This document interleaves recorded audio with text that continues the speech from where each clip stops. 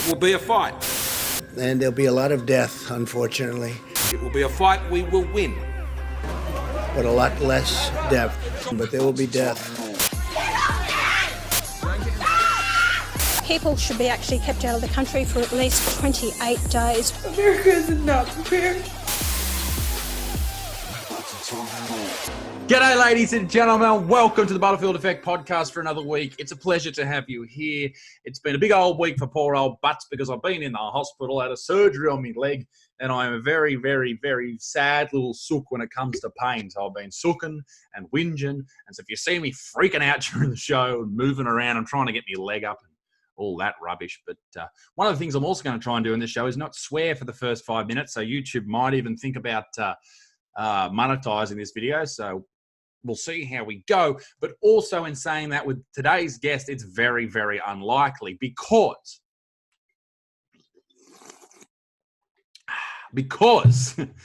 our guest today is someone very, very controversial. Now, he's a similar person to me because you either don't like him / hate him, or you absolutely love him. And I feel that's something we have in common there.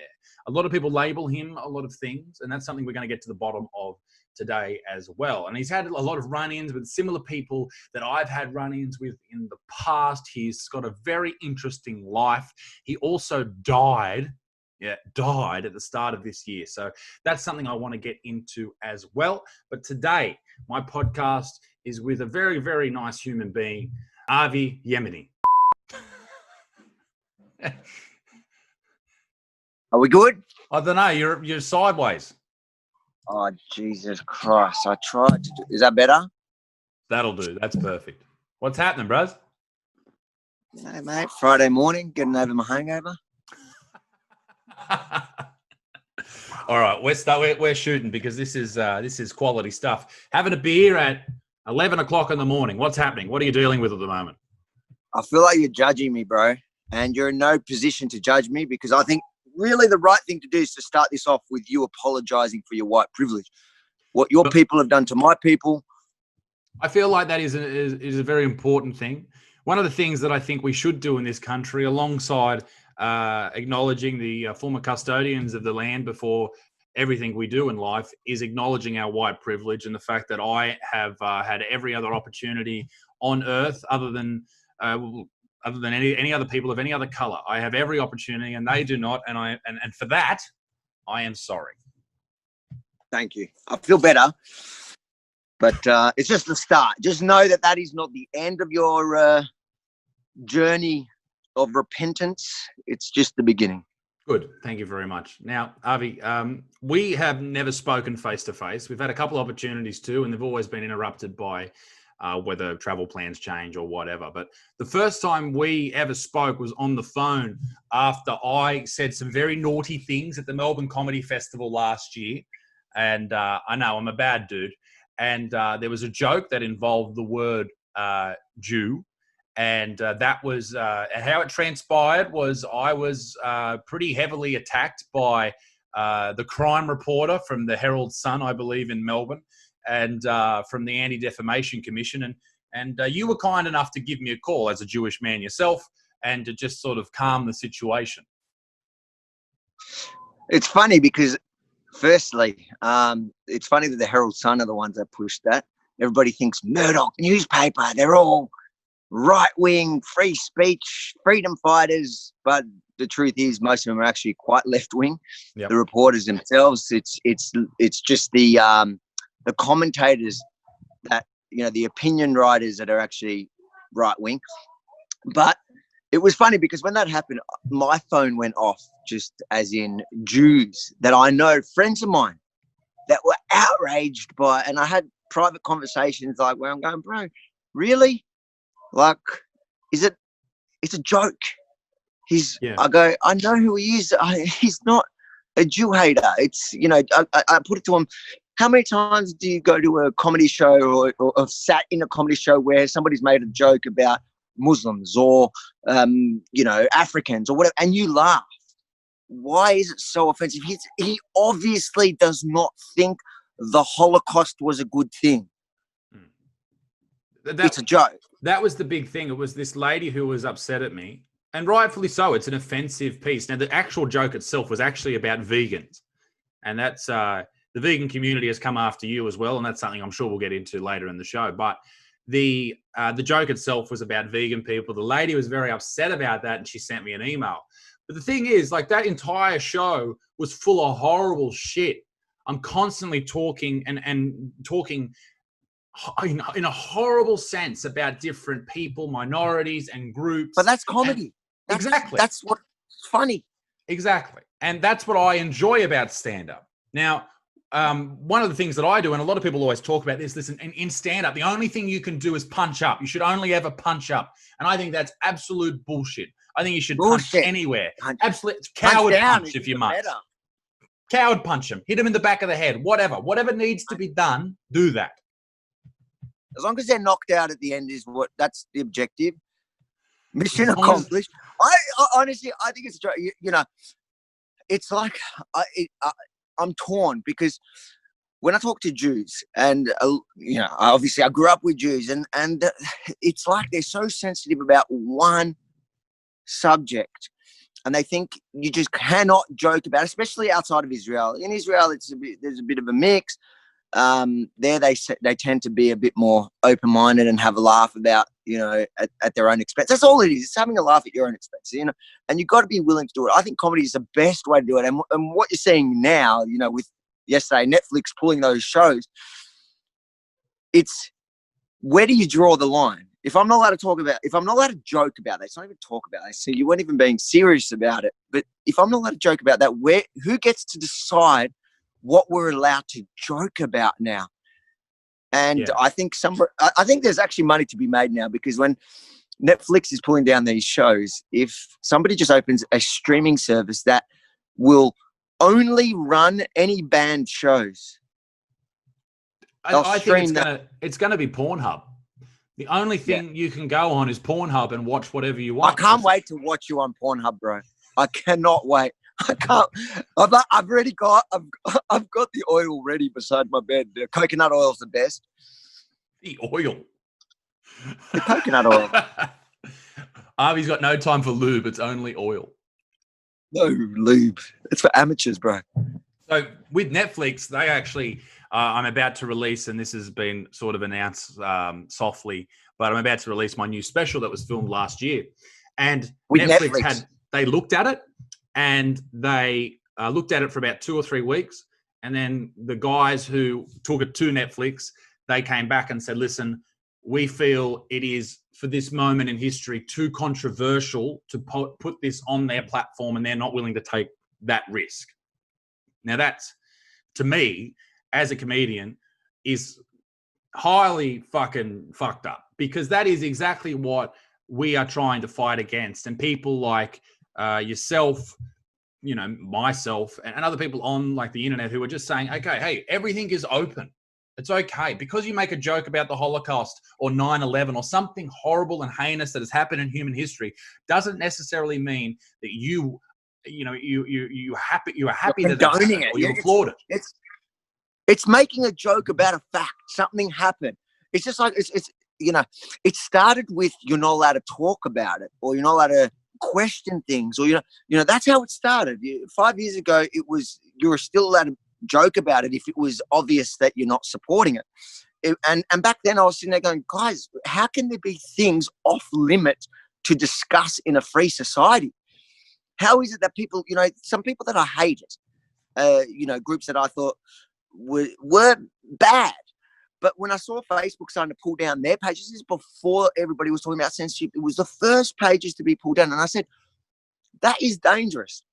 When somebody else gets to decide what is okay in the place of public discourse, what's okay to be discussed, it's a slippery slope. And we're seeing it now, and it's only getting worse. And the Black Lives Movement, everything that's happening now is only making it worse. But to be honest, on one level, I feel like it's making it better, because at the end of the day, I think people are looking at it going, this is nuts. So it's going to open a market to where now suddenly where all those original voices that got shut down are going to have a space to talk, because it's unsustainable. You're not going to be able to keep this up where comedians can't joke about anything. And I don't know what's the Aussie guy, the one yesterday that they pulled. What's it? Chris Lilly. I don't know. Is he even? He's probably a left winger. If I had to guess, he's probably not even right wing. I don't know. He's extremely racist, apparently. Mate. But the point is that they're starting to eat their own, and that's where it's going. And I think the fact that they're doing that now only proves what I was saying from day one, and it's only going to help us because finally there is going to have to be some place for these to be resurrected. Yes. And what are they going to start deleting? What about white chicks? Don't they have white face? They do. There's so many. And it's great and it's wonderful. But if you decide that this is not okay for white people to do it, then you have to decide that it's okay for everybody not to be able to do it. It is an archetypal adage that, you give an inch and you take a mile, or they take a mile rather. And that is what is happening here.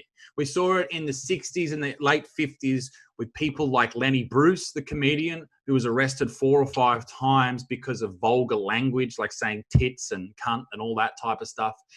He was, I don't even know if he said the C word. You would have been beheaded. Oh, fuck, I'm dead. I'm gone. I'm long gone. I'm buried. But this is the thing. Like he rose to the top. He was the cream of the crop because he was the only one willing to go out there and say, even though he faced all this backlash, whatever he wanted. Now, I'm about to go on tour again. And it is so, I'm looking like right now, I've got my notes on the screen of some things I wanted to ask you, but below it is the show that I'm taking on tour. And mate, this year I'm fucking going full hog. I don't give a fuck. I'm going after everybody. All right. Because I've tried to play it like semi-safe and sell it to Netflix. Fuck all that shit. I'm going hard in the paint. Fuck everybody else. If I make you laugh, great. If you don't like it, fuck off. You know what? You know what's funny? The worst thing of coronavirus, what hit me hardest, is that just before lockdown, you gave me free tickets to your show. That's right. I did too. That was I'll tell you right now, that was the most painful. I had to sit 12 weeks here, and I promised my missus that I bought tickets. By the way, between us, I bought them. I promised I was taking her on a date. This was the first freaking date that, as a Jew, I was paying for officially. And gone, dead. COVID-19 ruined my life and my reputation. It's ruined a lot of people. I can't wait to come to your show again, by the way. I need those free tickets again. No, I'll hook you up. Mate, I can't wait to get back down in Melbourne down there. It's going to be great. But that's the thing. When is it going to be? Soon, hopefully they'll just go, all right, What do you mean? What do you mean? Well, no, what are you talking about, mate? We cannot have people gathering unless Black Lives Matter. But aside from that, people cannot gather more than, 20 now? I went to that bloody protest. It was mental. So that's one of the things I wanted to talk about was the protest video that you just uploaded this week, last week for people watching this now. Now, you uploaded that maybe Monday, Sunday, whenever that was? Monday, yeah. It's got millions of views. How has the response been on your side? If you could take people who haven't seen it through what happened. It's funny. So basically I just rocked up there and do what I do. That's the best part of my job, where I go to rallies and I go there with a couple of questions that, the idea of it is to show that all these people that go to these rallies generally don't know the most basic thing about what they're protesting. And it works every time because they don't. And, some of them are good people and they're just misguided. But, on the weekend we had whatever it is, 40,000 people, they say, that gathered in Melbourne to protest this, George Floyd thing.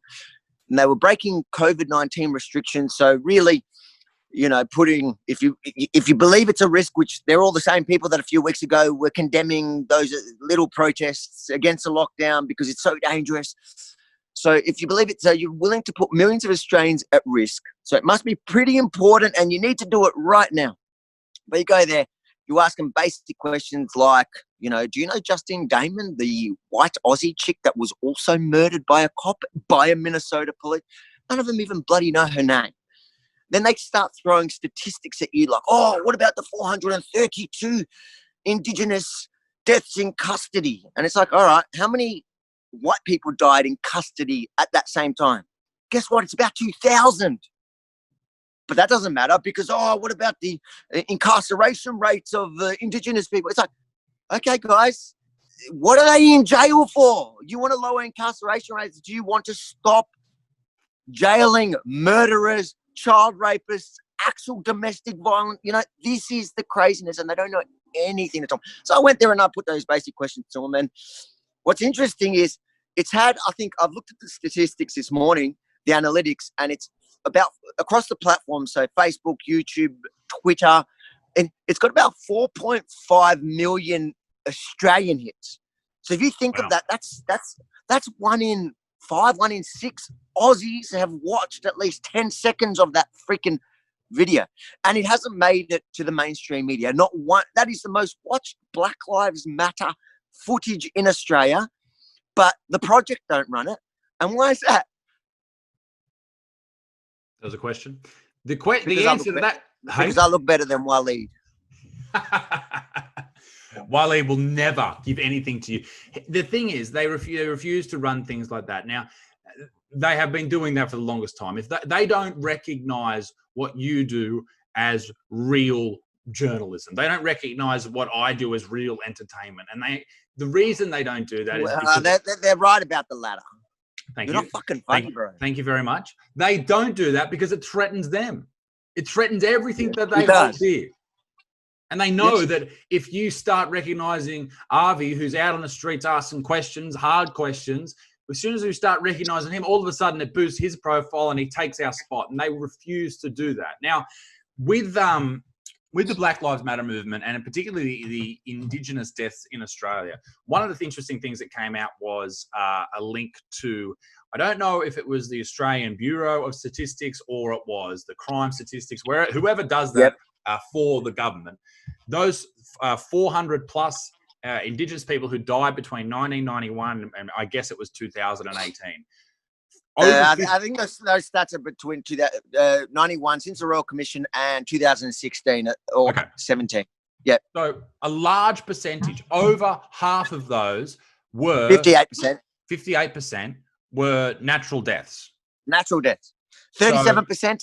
37% are drug and suicide. So overdoses and suicide. Then there's 5% remainder which are external injuries, right? And that's mostly, and you're talking about 432 deaths over almost 30 years. So the 5%, you're talking about one every couple of years that came from external injuries, which is punch-ons in jail. There is maybe 1 or 2 cases in the 30 years that they're talking about that maybe a cop was involved and should be condemned. But the funny thing is, if you compare those statistics to Indigenous people in their own goddamn communities, they are way more likely to die from the same causes. So, but if you're really worried about the Black lives and you want to do anything to protect them, then locking them up in jail is going to protect them. I'm not saying we should lock them all up in jail because that is actually wrong. But if your argument is we need to protect the Black lives at any cost, then jail is actually protecting them.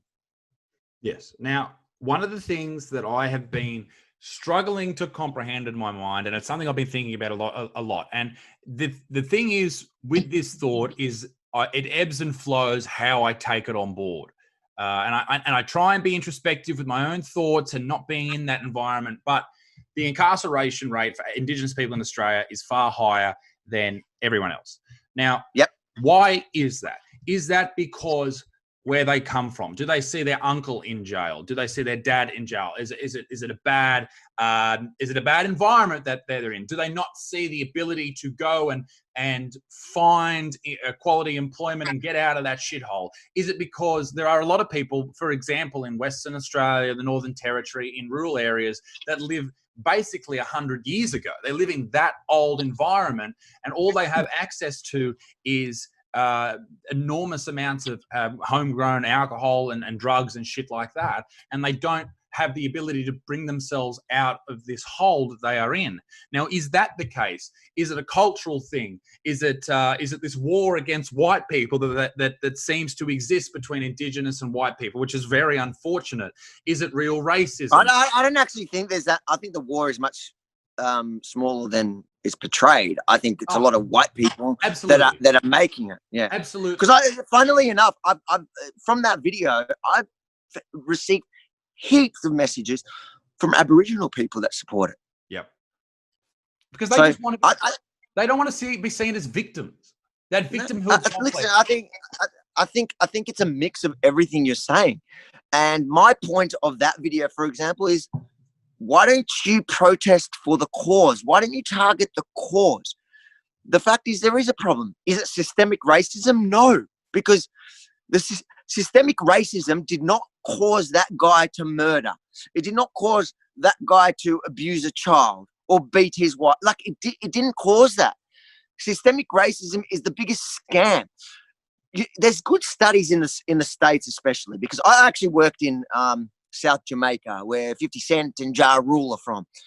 And it's interesting because you go there and you see shitholes. And, you know, they use those kind of areas as examples to push this narrative of systemic racism. But there have been studies which show that there are certain groups that live in those areas that actually do better than, so African groups that do better than white people in other areas.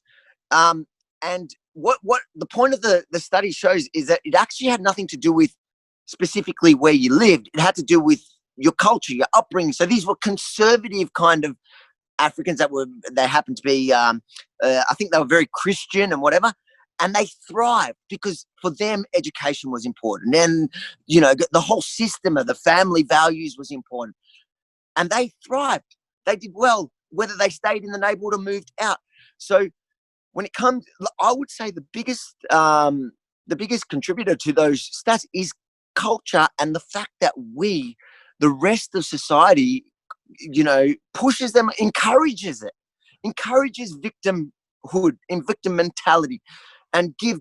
Like, at what point do we stop? At what point do we say, all right, take some personal goddamn responsibility? Like, no one made you do all those things. You know, no. I still think white people should apologize just because I like it. It sounds cool. But it's, you know, personal responsibility. And I think that if we encourage that, you will see these cultures change. But whilst we allow it to happen and we encourage it, why would they change? If you get everything given to you, the more you complain, the more you blame everyone else, the more we give you, the more we're sorry. Why would anyone change? Think about a child. If you do that to a child, if you have a kid and instead of getting him in trouble for his naughty behavior, and instead you go, oh, I'm so sorry that I treated you, I punished you this morning. I didn't give you dessert last night. It's my fault that this morning you stole an ice cream from 7-Eleven. Like, that's not how it works. That's not how you encourage good behavior. No. And with what you're saying, I think it's very close to the most offensive thing you could say to someone in one of those protests, because it goes against everything that they believe, whether or not they're educated on the subject or not. For my thoughts on the systemic racism side of the argument is it is definitely not the issue that people are making it out to be. 50 years ago, it was fucking everywhere. 100%. That bubbler shit, the back of the bus bullshit, this whole thing that black people are animals. Geez, someone's going to use that as a fucking soundbite. I'm cutting that. And I'm like, just why did I say that? Rewind. But like things like that, they are horrible examples of ways that the government, non-government organizations, and people in general treated people who were not their color, not their creed, not their religion like shit. And that is fucking horrible. I think that some people still have those thoughts, but it is not widespread. It is not minority, toothless freaking hillbillies that live in their own head. Do you know what? One of the arguments that everyone keeps bringing up to me when I'm saying everyone, I'm talking about the people I surround myself with, the unwashed. They always say to me, "Oh, isn't it true that African Americans or even here Aboriginals are pulled over and targeted? They what is it called? They're racially profiled." And I said to them, "You know what's funny? Innocent people who are racially profiled accept it. Like, for example, me. My background is Yemen. My mum's from Yemen. That's where Bin Laden was goddamn born. Right. Now, when I jump on a plane, if I get profiled and strip searched, I feel safer because I look like the goddamn enemy. I fit the profile. I prefer that they target me. And in Israel, when I served as a soldier, we learned to racially profile because it is the most effective way to do it. One time I caught a plane from Sydney to Melbourne, and I got there was a maybe 75-year-old white dude. No chance he fit any profile of a terrorist. There was no bomb. He was not carrying a bomb. I checked. No bomb. He was behind me. I walked through. Nobody even looked at me. He got randomly checked. And I'm thinking, how does that work? In what world would you even put him into a system where it's just random and picks him? It just doesn't make sense. And I feel safer if I'm taken. Now, the same thing applies. Like in Melbourne, we've had, these Sudanese gangs, terrorizing our state. Now, would you as a Victorian who's being completely level-headed, not racist, but if the police seen a car at 2:00 in the morning packed with teenage, gangster, wannabe African-American gangsters in the car, would you not want the police to pull them over and just check what's up to protect? Or is that bad? Because that's exactly what it is. You know what? There are some bad cops, and I've met them. I meet them from time to time at different protests as well, that love the power, love to abuse power. They're scum. They should be called out. They should be fired, whatever. But the majority are just doing their job, and they want to keep the community safe. Now, if you want to tell them that they can't profile a group because it's offensive to somebody,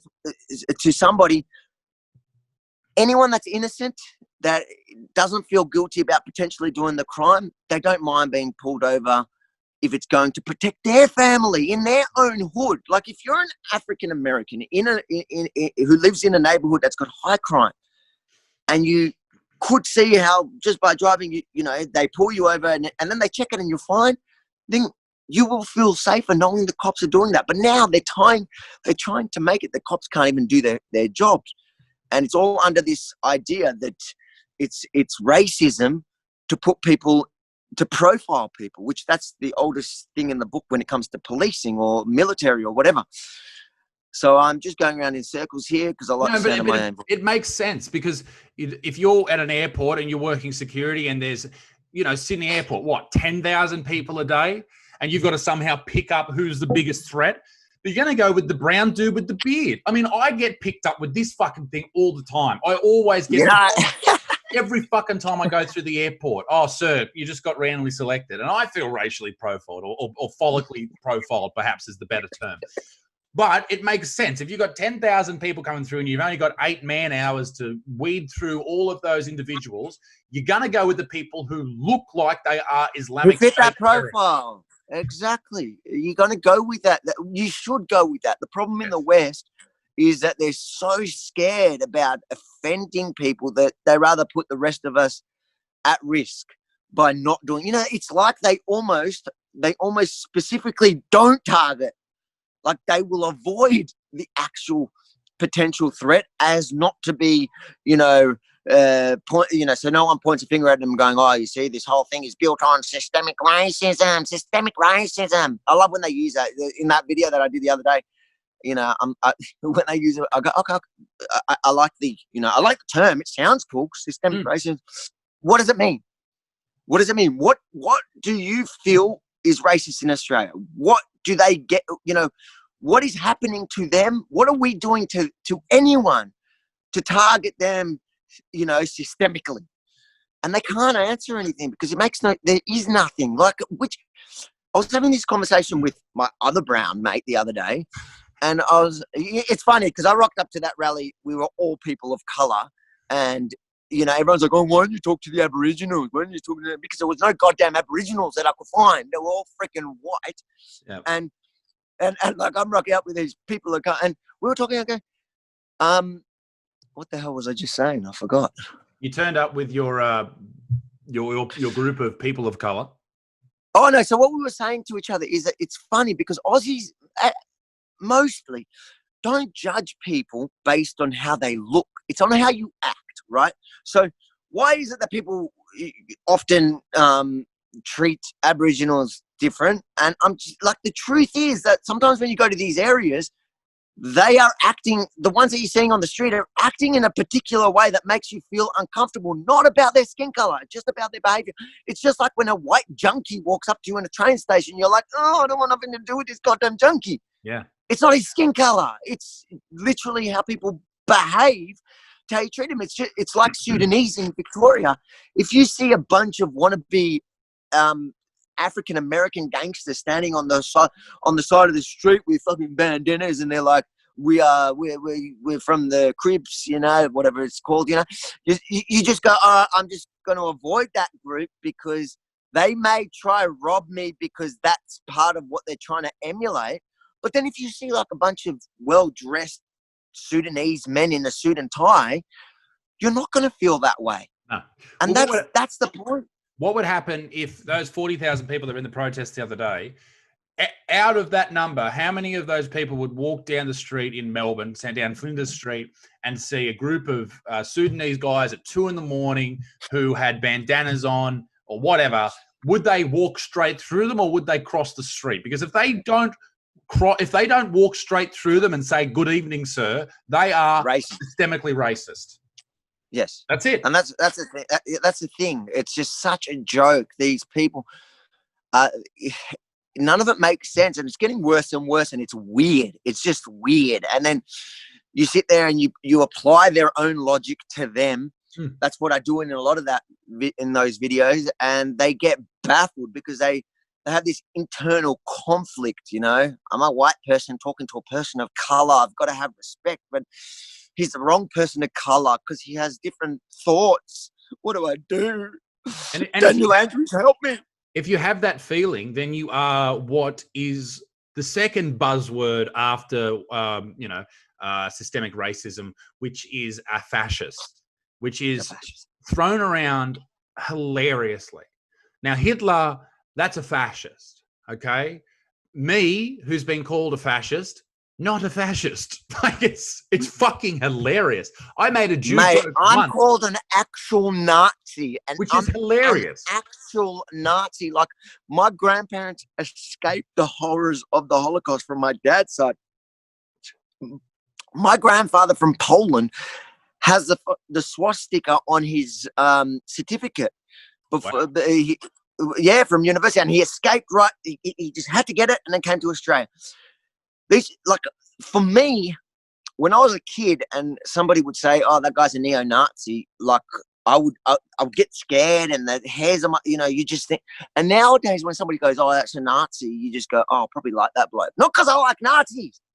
They're going to cut that with the other thing you said. The reason why is because everybody's a Nazi. Like I'm a Nazi. Now they've realized how ridiculous. I've made numerous videos where I've just cut. I used to go to the rallies with a kipper on my head, not because I'm religious. I grew up Orthodox, but I'm not.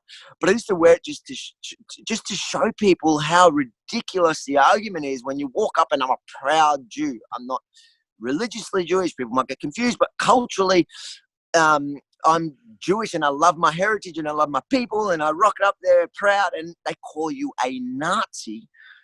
And you just go, that term has lost all meaning. And the reason why is because you guys are so intolerant.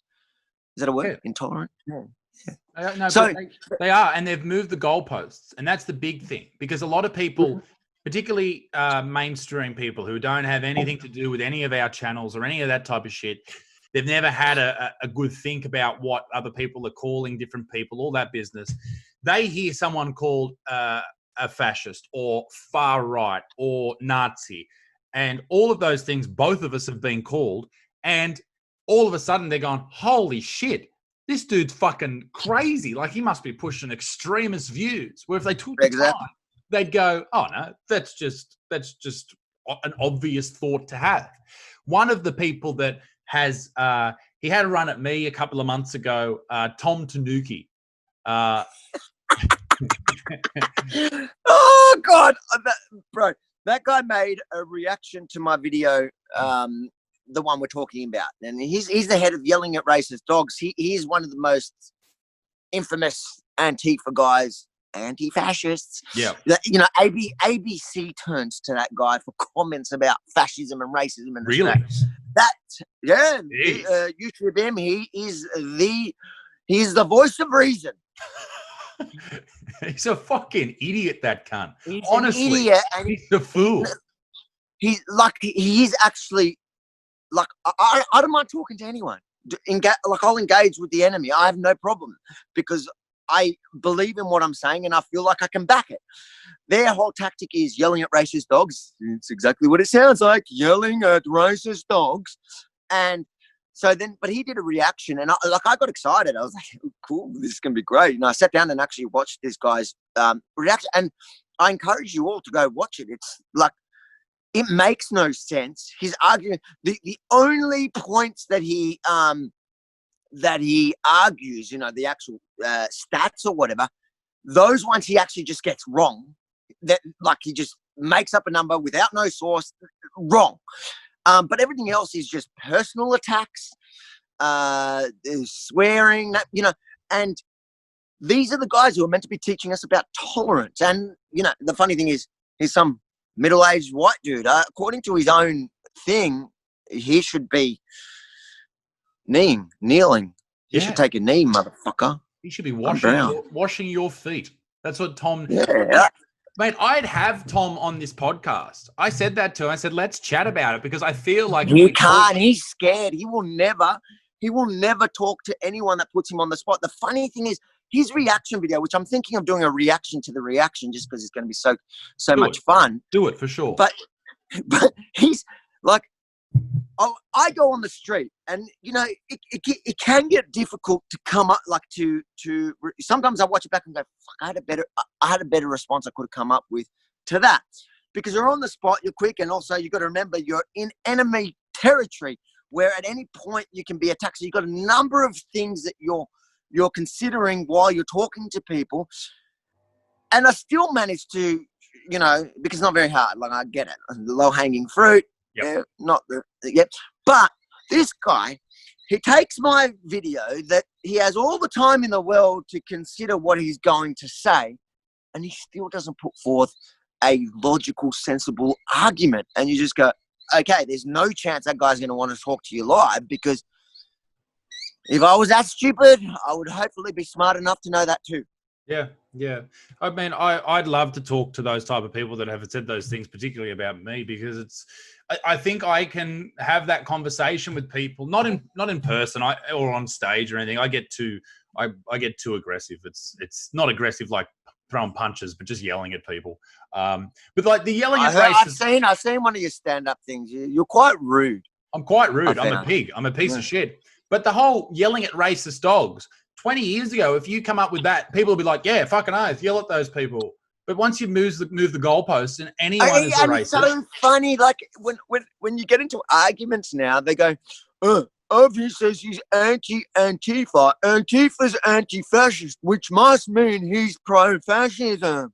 Yes. And I'm like, bro, just because you call... Okay, that's like if a rapist says he's anti-rape, but he still rapes. So if you're anti him for raping, suddenly you're pro. Like, it doesn't make any freaking sense. Just because you call yourself something, it doesn't make you that. No, it doesn't make it so. And by definition, they are just not at all what they call themselves. It's quite, what it does is it takes the power away from the word. Now, 70 years ago, at the end of World War II, fascism was a filthy word. It was something that people looked at in disgust. That's what your brothers and your fathers and your sons died to fight against. All of a sudden, when you act like the boy who cries wolf, when you start screaming fascism at every single person who disagrees with you, you take the power away from that word. And that is so dangerous. That is so wrong. It's sad. And it's sad. Like I'm telling you, just from a Jewish perspective, I had there was a time where it just made me sad. Like now I'm just used to it because I've been in this for a while now. But there was a period where I was conflicted. I'm like, I don't want to act like Nazi doesn't mean anything, but what do I do? What do I do? Do I sit there and every time I get an allegation of being a Nazi, do I stand there and defend myself and justify why I'm not playing your goddamn game? So I'm like, you've redefined the term. So we'll just go with that. And you've taken away that you've done exactly what the Nazis would have wanted. You've made their term not so bad anymore. Yeah. That's a really interesting way to look at it. It's not a dirty word. They're making it easier. It used to be dirty and now it's not. Now you hear it every day. It's part of the common vernacular. If you disagree with someone when they're a Nazi. You're a Nazi. You're a Nazi. And people like Tom who have adopted this mentality, it is very strange to think that this is a grown man sitting at home with his bald spot, thinking to himself, okay, I am an anti-fascist. I am yelling at racist dogs, and yet doesn't have the introspection within himself to look at the ideas and the ideologies that he has and spouts and think to himself, oh, well, that doesn't really all add up. Man, if I was pushing that shit and I didn't fucking have the balls to go, okay, maybe I'm wrong. I do that all the time on my channel. I weigh up both sides of the argument, and sometimes I sit on the fence because that's what needs to be done. A lot of the time, these fights, these arguments, the truth lies somewhere in the middle. And people like Tom refuse to have that as even something that is possible to bring on board, and that is fucking shameful. Fuck you, Tom, you stupid cunt. I can't wait for his reaction to this part. Fuck him. No one watches his channel anyway. The fucking retard. I know. You know what's funny? He did that video, and then I just cut a little preview and put it on Twitter. The Twitter one, I don't know, in a couple of hours got 10,000 views, and his like shameful little cries got 250 views in like 24 hours. And you're like, poor Tom.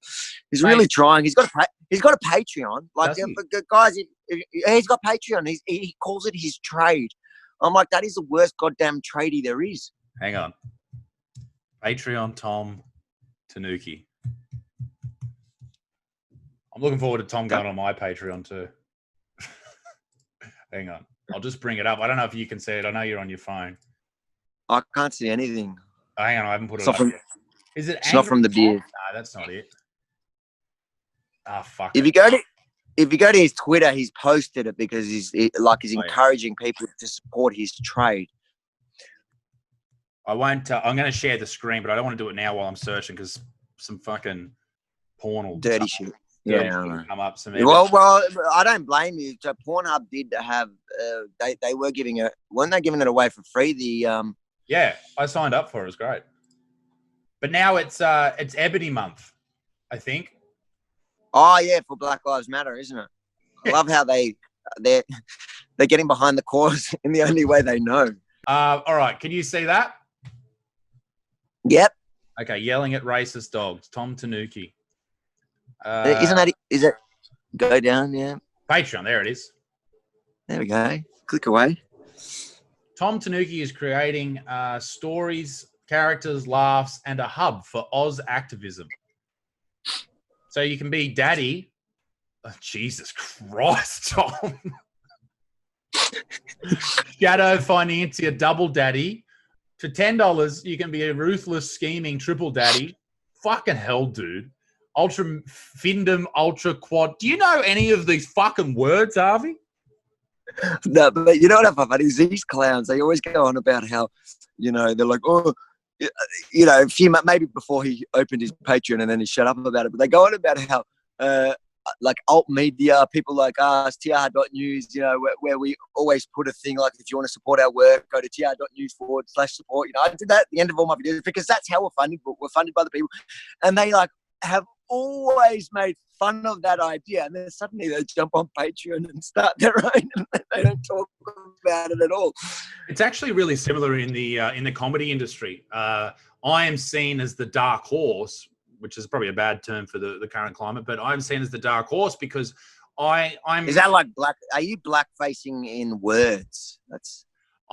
I'm pushing a black narrative. I'm a dude who makes content on the internet, and that's seen as something that you shouldn't do because that's what's the word I'm searching for? It's looked down upon. It's the amateur wannabe. Yeah, all that shit. So people in the comedy industry just don't like me. Whatever, that's fine. But all of a sudden, because they realize that this is the only way that you get anywhere in comedy, anywhere in the world, every big comedian has a social media following everywhere. Look at the biggest YouTube star, Joe Rogan. Massive. Just signed a $100 million deal with Spotify. If anyone's not a fucking YouTube star, you're a fool. All right. That's where he gets his views, his listens, all that shit. Now, he is leading the comedy game. Why would you not do exactly what he's doing? If that is the way to do it, you can go and do dingy pubs all you want and you will never be successful, and that's fucking fine. But because how many people do you get in a dingy pub? The biggest dingy pub, how many people are you going to get? Oh, it depends. Open mic nights, you can have 6 people there and 4 of them are comics. But let's say the biggest ones. Well, how many are you going to get? A big one, a big pub. I mean, I do pubs in regional places. You can put 200 people in there. Depends. Okay, 200 people. If you put a video online, your shittiest video, how many are you going to get? My shittiest video? Well, I was angry the other day because the video only got 90,000 views in a day. I was pretty upset with myself. Yeah, I would be. Delete yourself. Delete the account. No, but that's the point. Is like, you guys, what the amount of work you're going to do to promote yourself in pubs. You do it in 5 minutes online, so they can have. But that's the thing. Like they always attack you, then they make fun of you, and then they join you. Yeah, that's the way it works. It's because they were always waiting to get picked up by Channel 10 or the ABC. Yeah, put on the telly. Now that no one gives a fuck about the telly, they're realizing, oh fuck, I should have started doing this internet shit years ago because that's where everybody is. But anyway, I've talked about that way too fucking much. One of the things I wanted to talk about with you is and we spoke about it on the phone 2 years ago, but the Jim Jefferies. Is it that conversation where we were, that one? What? With the oil. No, go on. When you put a hidden camera in your interview with Jim Jefferies. Now, I want to know that whole story. I want to know. I don't want to know the ins and outs of what's happening with it now. I'm sure you can't talk about it or anything like that. But I want to know what happened, if you can take me through it. Yeah, so basically, his producer called me. I think I was in Israel at the time. He was doing a tour in Australia. And he goes, listen, we're doing a show for Comedy Central. Would you be interested in being interviewed for it? It's about, I can't remember what it was framed as, but whatever. And I go to him, I'm cool to do it. But I did notice there was a couple of people that I wouldn't want to be associated with within the context of we're aligned together. I've noticed that online they're posting that that you've approached them. So if you're having them on the show, cool, I've got no problems, but I don't want to be put together and portrayed together with them.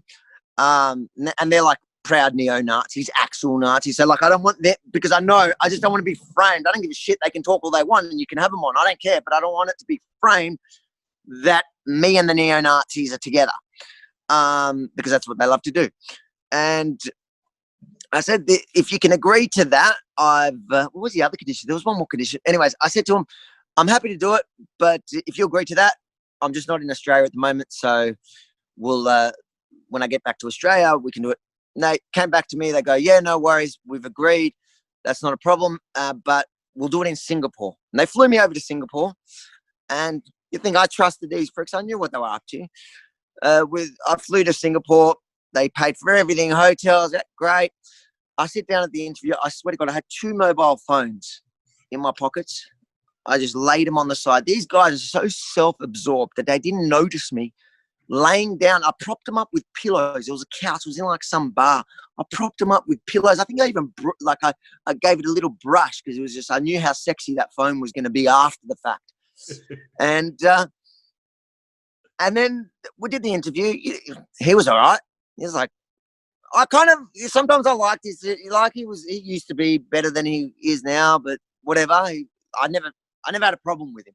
Man, but I used to love Jim Jefferies. His first like 4 specials. I think some of his original stuff I liked, right? And I got on perfectly with him. Like, you can check out my Patreon. It's actually still up there, the entire hour conversation. Or you can go check out Tom Tanuki. And so we've had this conversation, and then whatever, I didn't hear from him. It was a few months later. I was actually it was a Jewish holiday, Purim. So somebody goes, "Oh my God, did you see Jim Jefferies a few hours ago?" It was right after the Christchurch massacre. He's basically put me in as this extremist, chopped everything up, put certain questions with other answers, and made it look like I'm a total fuckwit. Somebody I would hate. And so I went and published, I did a video where I just took the parts that he'd cut and then showed what I really answered to each question. And then also on my Patreon, I just put the full hour so people who can be bothered watching the whole thing and see the context of everything can see it.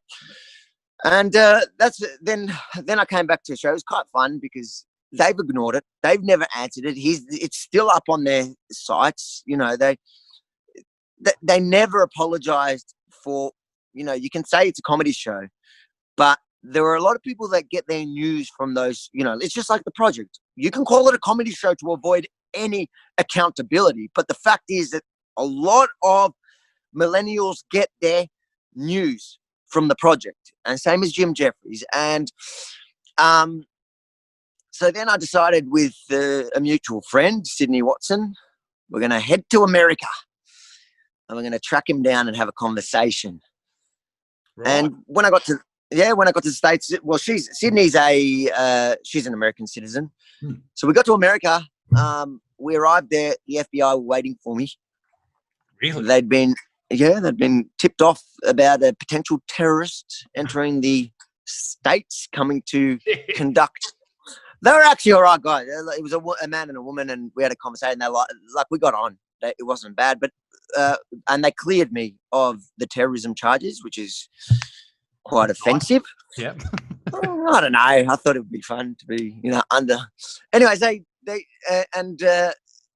but what ended up happening is it triggered as soon as you get into that kind of situation, it triggers a double check of your visa waiver. And I'd been on the visa waiver 6 months earlier. I'd been on it. In fact, the head of immigration there, she was a massive fan of mine, and she was like, "Bro, I love your work. I really want you to get Jim Jefferies." The problem is that years before that, I had been rejected a visa, and so I had to. So about 15 years ago, and so technically you can't use a visa waiver then. Even though 6 months ago on that same visa waiver, I was. I'd got in there. So they said, just go back home and reapply, and there's no problem. You're not blacklisted or anything. You can come back in. She goes, and please do it because I want to see you confront Jim Jefferies. And then, so I went back home, whatever. So we started legal things there as well because there's a bit of a problem when there's actual laws around giving false police complaints, claiming that I'm a terrorist is in itself questionable, but they are massive companies, so it's another whole thing. But Jim Jefferies' show has since been pulled. Yeah. I did go to Israel to confront him as well because I have Israeli citizenship and they ain't deporting me there. In fact, a lot of Israelis would enjoy the kind of stuff that I was doing, but even there, there's a video online where I'd gone to confront him, and he's just like the protocols it's set up. I don't want to sound like a stalker or anything, but Jimmy boy, your day is coming. We shall get face to face one day. And all I want him to answer is, why is he such a pussy? And why did he edit it? And why, once he got called out, did he just not own it? You know, is that like, I understand comedy and I understand also editing footage. I do it. You know, no one wants to watch the hour and a half conversation. No one wants to watch the full 2 hours of me at a rally.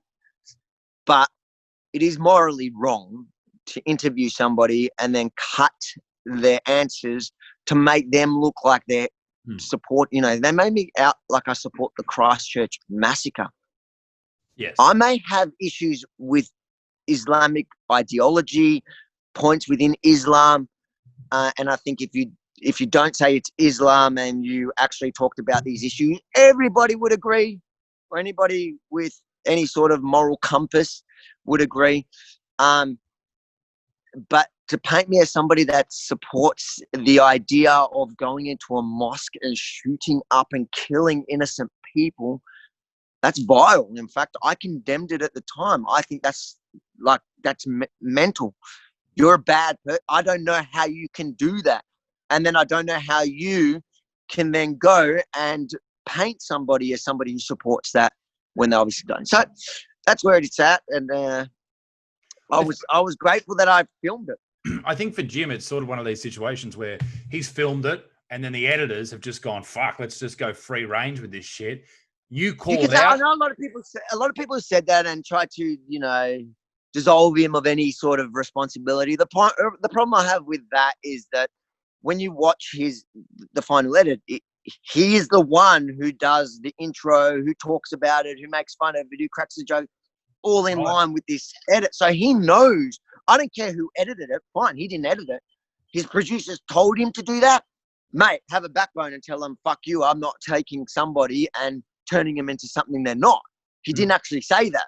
I can't produce that. And he didn't do that. So, and he knows he didn't do that. And the company, mate, it's funny because anytime even now, what is it, a year and a half later, anytime he posts anything, you always see those comments. I'm still getting tagged and things. They blocked anyone who was talking about it on Instagram, on his Twitter. They tried their hardest to make that story go away. It didn't go away. It doesn't go away.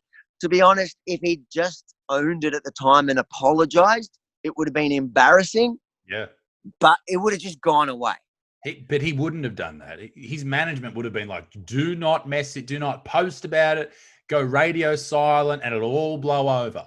That's the advice I've received when certain things have happened. Just go radio silent. But it's such a shit way of dealing with stuff. Pussy. It's a pussy way to do it. If you do something wrong, own it. Like, I'll do that. I've done things wrong. Hardly. Never.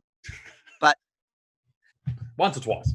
But yeah, you have to own that shit. Otherwise, it'll come back to bite you on the ass. And it always will. And also, like, whatever, who cares? It's like you do shit wrong. Yeah.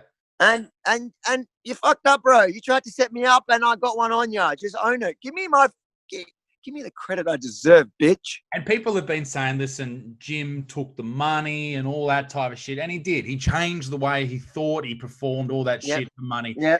And I would too. If you throw 100 mil, or not 100 mil. He said it to me. If you watch the entire thing, I challenge him on that. I go, bro, you know, a lot of us in Australia liked you back in the beginning, but then, you know, you sold out. Why'd you sell out? He goes, why did I sell out? Because, why did I want the good life in Hollywood with the, you know, and it's true. It's like, well, you know what? He owned that to me secretly, but he didn't publish that. I published it, but he would never publicly say that, which is true. Like, it's understandable. Fine. That's like, he doesn't give a shit. He doesn't actually hold any real substantial opinion or worldview on anything. No. He doesn't care. No he way. Doesn't care. When you watch his original comedy, like, he's the most racist person there is, like, within comedy, which is fine. Good on him. But don't now pretend like you're better than now. But I mean, he's got a story on one of his specials about, you know, pulling a vibrating egg out of his asshole. shit like that. And now he's trying to be this moral superior person. I understand that there's a difference between comedy and these shows. Like I do it with videos. Sometimes I'm talking mad shit. I'm just being weird. And other times I'm trying to make a point. I get that. But you can't just pretend that doesn't exist. And I feel that's what he is doing. And I hope you do have a conversation with him. And knowing you, it's not going to be an aggressive. Mark my words. One day there will be a conversation. That's what I want more than anything. I don't care about the legal thing. I don't care. Everyone goes on about that shit. I'm like, it's not as easy as you think. It's quite expensive and quite tough. Yes. Especially when you got Viacom or whatever that company is, huge companies. So it ain't as easy as you think, even though it's so blatantly wrong. And like I did sign a piece of paper before, apparently. Like I don't even remember, but do you know what I mean? Like it's not that easy. I didn't really care about that. One day, I've still got a long while to live. I promise you that me and Jimmy are going to come face to face. Well, and there will be a conversation. He might have got pretty excited about 3 months ago, when the stresses of the job and a lot of other factors came into play, and you died. I know. Yeah, I'm like a bloody cockroach. That shit ain't gonna happen. I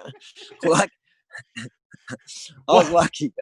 Dude, man, and my old man was in a very similar situation to you. Yeah.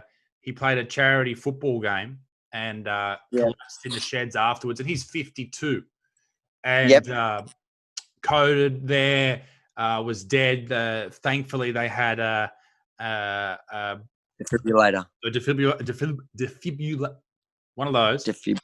And defib. And it was actually quite funny because he used to play rugby league and he has a lot of contacts in that area in Newcastle. Yeah. And he was having an argument with the governing body of that area that week about not having defibs at these grounds. He said, it's disgusting that you're not doing this. Someone's going to die.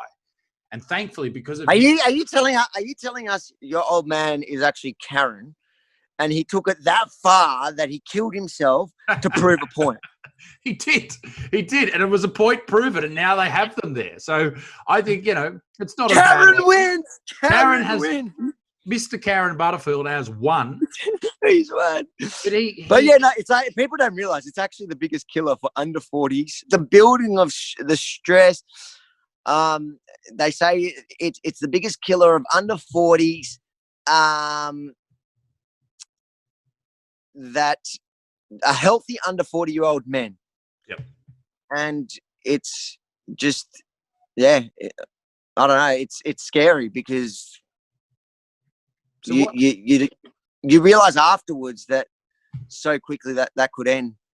So how does that go? But Jimmy, don't worry.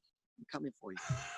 So how did that happen for you? I know you've covered this on your channel, but for people who don't know, what happened?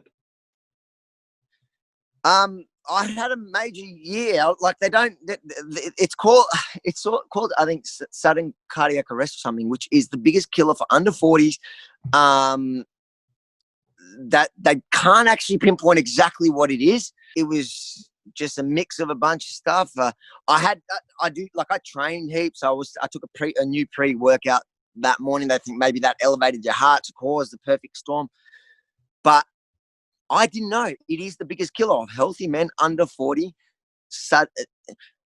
It's the biggest killer to men under 40, sudden cardiac arrest. And the second one is suicide. Right. Both are related to women, 100%. No, you're not wrong. You're not wrong. I mean, it can be in lots of situations. With that happening, and I know your missus. I always feel like your missus is such a bad way to talk about someone's partner, but your partner, she's my bitch. She's not going to watch this. Babe, I love you. That was a joke. Don't beat me. Tom Tanuki's going to fucking come after you, mate.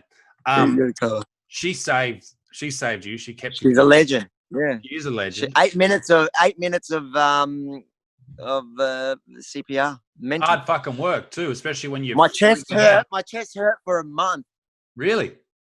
Yeah, did you break ribs or what? No, just bruised. But yeah, it's mental. Like for 8 minutes, she was standing on the phone, pumping it. And then I watched the security cameras, and you just see there was like first responders were fireys.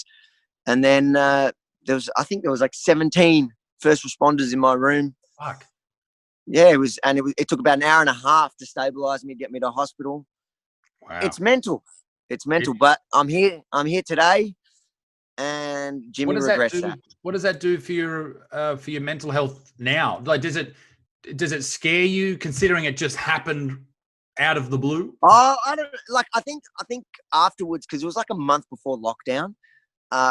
Afterwards, yeah, it kind of made you. I don't know. It's as cliche as it is. Everybody's like, oh, but you do start to realize, God, life is short, and you tend to give less of a fuck. You just go, you know what, whatever. You can think whatever. And then coronavirus happened, and you go, even my cardiac arrest was such an insignificant thing. Yes. And so I don't know. I've got a new lease on life, I guess. I don't know. Sounds crap when you say that, but it's true. I think my missus set it all up, because I am never breaking up with her. Good. I'm glad, mate. No, because I can't. Because imagine that. Imagine a bit of a dog act. You break up like you're a prick. Yeah. You come out of that alive because of her, and you go, well, I feel we should see other people now that I'm alive. Yeah. Now, Avi, hey, brother, thank you very much for coming on. I know you got some morning beers to take care of. I know. I'm sitting here thinking I've had those two beers. This went for way longer than I thought it was going to go for. I didn't plan. It's a bit like lockdown. I didn't plan for this. I bought toilet paper here. I haven't planned for this long conversation. I love you, bro. Keep it up. Thank you very much. How can people find you? You can go to YouTube. Twitter's been fun at the moment. I just hit my 100,000 trigger. Very nice. But YouTube, Facebook, I'm on my third page. I've lost 400,000 followers, but even with that on Facebook, that video's got 3.8 million views. Like I said, I'm a cockroach. You can try to squash me, but yeah, come to Telegram. I do Telegram now. I don't know, all those other ones. I'm just, whatever. I'm there. You know, I'm one of 17 kids. I'm the middle child of 17 kids. Oh, fuck. If these pricks think I'm not going to find a way to get attention, you don't know where I come from. And ladies and gentlemen, that is the perfect way to end this podcast. Avi, thank you so much for joining us, mate. Love you, bro. Thanks. Love it too, mate. And if you want to follow Avi, all his links will be in the description below. Ladies and gentlemen, thanks for joining us. Check out the Clips channel as well. The link is down there. And big merch sale coming up next week. Holy shit balls, be a good motherfucker. Peace in the Middle East. Probably shouldn't say that with Avi as a guest, but doesn't help my cause, bro. Doesn't help. Peace in the streets of Melbourne. And me dick stinks. Ladies and gentlemen, thank you very much. Thank you, Avi. See you all later. Toodaloo. Au revoir. Bye.